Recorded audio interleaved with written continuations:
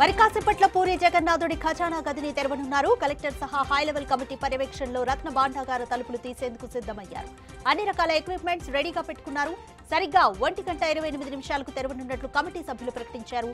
చివరిసారిగా 46 సంవత్సరాల క్రితం 1978లో దీన్ని తెరవగా మళ్లీ ఇన్నేళ్లకు తెరిచే భాగ్యం దక్కింది. తెలంగాణలో నిరుద్యోగుల ఆందోళనలపై ప్రభుత్వం స్పందించింది. ఈ విషయంలో ప్రభుత్వం కీలక నిర్ణయం దిశగా ప్రభుత్వం అడుగులేస్తోంది. సామరస్యంగా పరిష్కారం చూపేలా ప్రయత్నాలు మొదలుపెట్టింది. 2 ఏళ్లుగా పెండింగ్ లో ఉన్న డిఎస్సీని వాయిదా వేస్తే మరింత నష్టమన్న ఆలోచన చేస్తోంది ప్రభుత్వం. ఆషాఢ మాసం సందర్భంగా ప్రజాభవన్లో బోనాలు నిర్వహించారు. నల్లపోచమ్మ దేవాలయంలో డిప్యూటీ సీఎం భట్టి విక్రమార్క సమక్షంలో వేడుకలు నిర్వహించారు. ఈ కార్యక్రమానికి సీఎం రేవంత్ రెడ్డి హాజరై అమ్మవారి ఆశీర్వాదం తీసుకున్నారు. బోనాల ఉత్సవాలకు మంత్రులు పొన్నం శ్రీధర్ బాబు, పొంగులేటి, కొండా సురేఖ హాజరయ్యారు. సీటులో మేకు గుచ్చుకుందన్న ప్రయాణికుడి పోస్టుకు టీజీఆర్టీసీ కొన్ని నిమిషాల్లోనే రెస్పాండ్ అయింది. సమస్యను తమ ముందుకు తీసుకొచ్చినందుకు కృతజ్ఞతలు తెలిపారు. ఆర్టీసీ పాజిటివ్ రెస్పాన్స్ పై సర్వత్రా ప్రశంసలు కురిపిస్తున్నారు. శభాష్ టీజీఆర్టీసీ అని ట్వీట్ చేస్తున్నారు.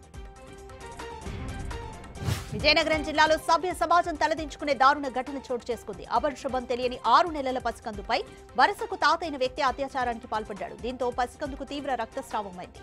ఊయలలో ఉన్న చిన్నారిని తీసుకెళ్లి అఘాయిత్యానికి పాల్పడ్డాడు కామాంధుడు.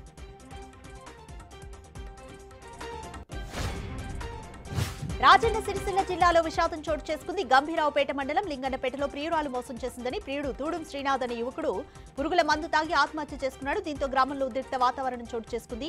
మృతుడి కుటుంబ సభ్యులు డెడ్ బాడీతో గ్రామంలో ఆందోళనకు దిగారు.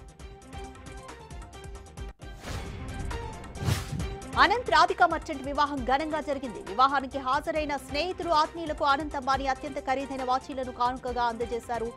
అడెమార్స్ పిగ్యోడ్ బ్రాండ్ కు చెందిన ఈ వాచీల ధర 1.5 నుంచి 2 కోట్లు ఉంటుందని అంచనా. సల్మాన్ ఖాన్, షారుఖ్ ఖాన్, రణ్వీర్ సింగ్ వంటి తారలు ఈ వాచీలతో ఫోటోలకు పోజులు ఇచ్చారు.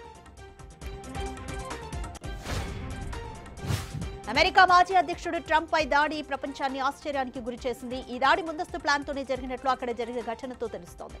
దుండగులు దాడి చేసిన ఇంటిపైకి ఎక్కేందుకు నిచ్చెన ఉంది. ఎన్నికల ప్రచారానికి ట్రంప్ వచ్చే సమయానికే అతడు పైకప్పు ఎక్కి సిద్ధంగా ఉన్నాడని గుర్తించారు.